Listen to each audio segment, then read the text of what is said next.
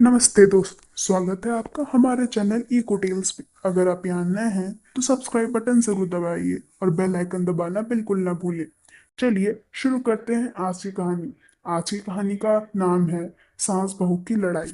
गांव में शांता देवी रहती थी। उनकी उम्र 60 साल की थी। उनका बेटा रवि बाहर नौकरी करता था। हाल ही में उसकी शादी हुई थी एक पढ़ी लिखी और समझदार लड़की से, सीमा। सीमा आधुनिक सोचती थी पर पारिवारिक मूल्यों को भी अच्छे से मानती थी। जब वह ससुराल आई तो घर में नई नौरत आ गई। लेकिन शारदा देवी को उम्मीद थी कि नई बहू उनकी हर बात मानेगी। लेकिन वह उनकी कभी कभी बात में अपनी राय भी रखती जो शांता देवी को अच्छी नहीं लगी। शांता देवी ने सीमा को रवि के लिए आलू के पराठे के लिए कहा। तभी सीमा ने कहा कि डॉक्टर ने उसे ऑयली खाने से मना किया है। तभी शांता देवी को यह बात चुप गई। उन्होंने कहा सीमा तू चुप रहे। लेकिन इस बार दोनों के बीच में एक तनाव आ गया।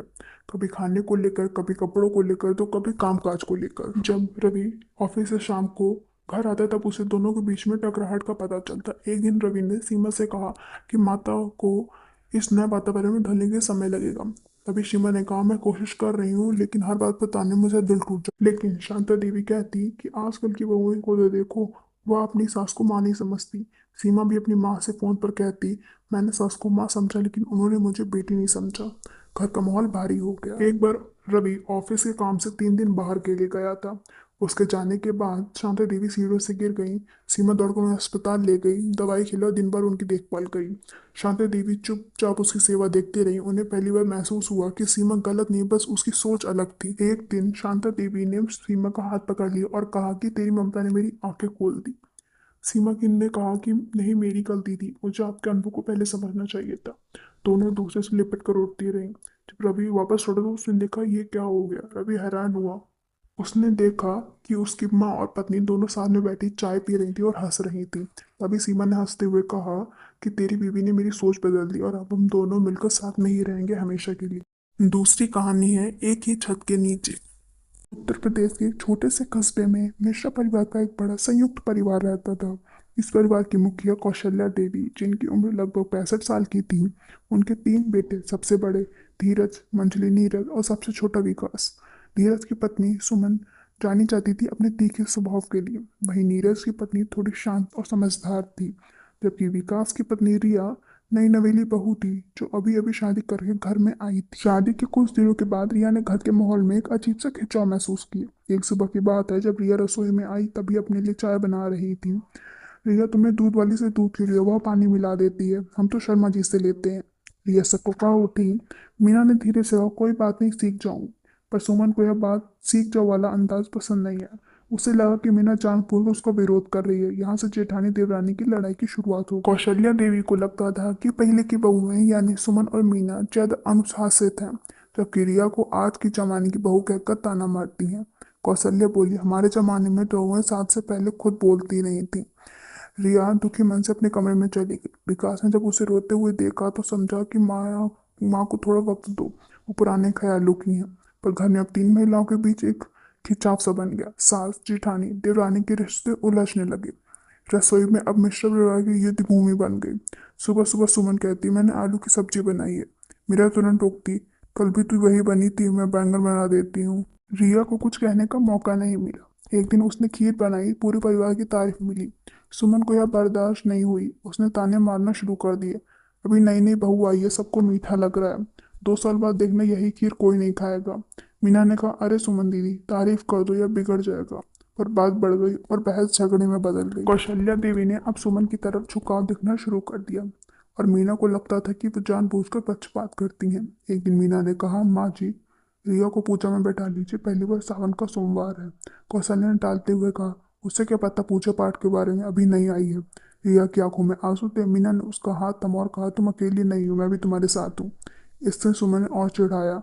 अब उसके निशान पर मीना आ गई। धीरज, नीरज और विकास तीनों भाई अपने कामों में व्यस्त रहते, पर घर की बहनों के झगड़े अब उनसे भी छिप नहीं रहते। धीरे धीरे बात इतनी बढ़ गई कि रसोई तक बढ़ गई। अब सुमन अपनी अलग रसोई चलाती, मीना अलग और रिया अलग दूसरी रसोई में काम करती।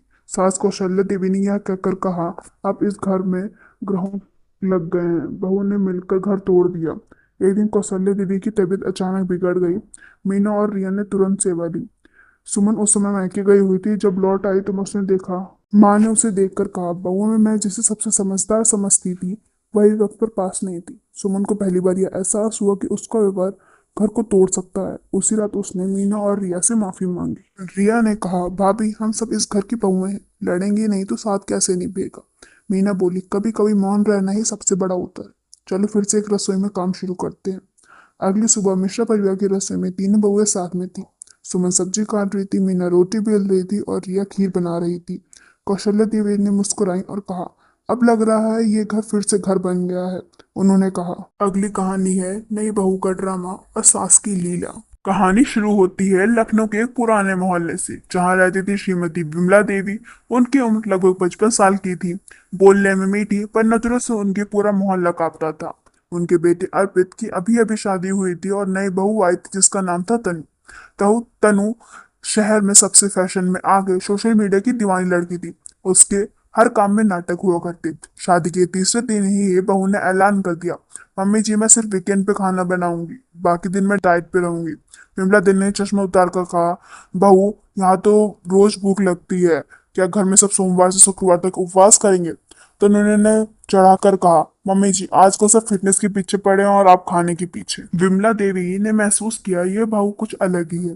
तनु ने एक दिन चुपके से वीडियो बनाया और विमला देवी ने टीवी देख रही थी। उस पे लिखा था, old school boys with my देसी मिल। वीडियो वायरल हो गया। मोहल्ले की औरतें कहने लगी, अरे विमला जी आप तो इंस्टा स्टार बन गए। विमला जी को कुछ समझ नहीं आया, या तारीफ हो रही है या मजाक। उन्होंने तनु को बुलाया और कहा, बहू मेरा मजाक उड़ाने की कोई जरूरत नहीं है। तनु मुस्कुराकर बोली, मम्मी जी आजकल का ट्रेंड है, अब तो घर में रोज नया ड्रामा होता। कभी तनु अपनी नेल पेंट की वजह से पूजा नहीं करती तो कभी विमला देवी बहू के कपड़ों पर टिप्पणी दे देती। एक दिन मोहल्ले की आंटी ने ग्रुप बनाकर आई और वो बोला, विमला जी आपकी बहू तो बहुत मॉडर्न है। तभी उन्होंने कहा कि मॉडर्न है ये ड्रामेबाज है। तभी मोहल्ले में नाम पड़ गया, ड्रामा क्वीन बहू और डायलॉग बाज सास। बेचारा अर्पित जब ऑफिस से थका हारा घर आता तो उसके सामने एक तरफ माँ होती दूसरी तरफ पत्नी। दोनों एक साथ बोलती। माँ कहती, तेरी बहू ने आज चाय में अदरक नहीं डाली। और बहू तब कहती, आपकी मम्मी ने आज मेरा स्टाइल खराब कर दिया। अर्पित ने सिर पकड़ लिया और कहा कि मैंने शादी की है या सीरियल में काम शुरू कर दिया है। एक दिन तनु ने पूरे ड्राइंग रूम का मेकओवर दे दिया। पुराने गद्दों की जगह नए गद्दे, पर्दों की जगह लाइटिंग और शो पीस की जगह कैक्टस रख दिए। विमला दी को देखकर हार्ट अटैक नहीं आया, पर यह चमत्कार हो गया उनके लिए। उन्होंने तमतमाते हुए कहा, तुमने मेरे घर को कैफे क्यों बना दिया है। तनु बोली, मम्मी जी आजकल कैफे ही थीम में चल रहा है। और फिर शुरू हुआ होम डेकोर वॉर। एक दिन तनु सजाती, दूसरे दिन विमला देवी हटा देती। अर्पित की दादी यानी विमला देवी की माँ शहर आई। उन्होंने सारा मामला समझा और कहा कि तुम दोनों को एक ही टीम में लाना होगा। उन दोनों ने एक साथ रेसिपी वीडियो बनाने को कहा, जिसमें सास सिखा रही है और बहू बना रही है। वीडियो वायरल हो गया। सब कमेंट में लिखने लगे, सास बहू गोल्स। अब दोनों को समझ आया कि साथ में ड्रामा करें तो लाइक्स भी मिलते हैं और चैन भी। धीरे धीरे दोनों एक दूसरे को समझने लगी। विमला देवी बहू के ट्रेंड्स को अच्छे लगने लगे और तनु को सासू माँ के अनुभव। अब हर हफ्ते दोनों मिलकर एक वीडियो बनाती, कभी रेसिपी, कभी फैशन टिप्स, कभी सास बहू की रील्स वॉर। उनका पेज बन गया था, सास बहू के रियल लाइफ, और फॉलोअर्स लाखों में। ड्रामा अभी जारी था लेकिन मजेदार था। अभी कभी कभी छोटी मोटी नोक जो होती, पर वो अब तो घर का हिस्सा बन चुकी थी। ड्रामा अभी भी था लेकिन प्यार के साथ। सास कहती मेरी बहू हीरोइन है और बहू कहती मेरी सास तो सुपरस्टार है। कहानी में हमें यह सीख मिलती है कि जब दो अलग पीढ़ों की महिलाएं एक दूसरे को समझती हैं तो ड्रामा भी हिट हो सकता है। धन्यवाद। तब तक के लिए देखते रहिए इको टेस्ट। मिलते हैं अगली कहानी में।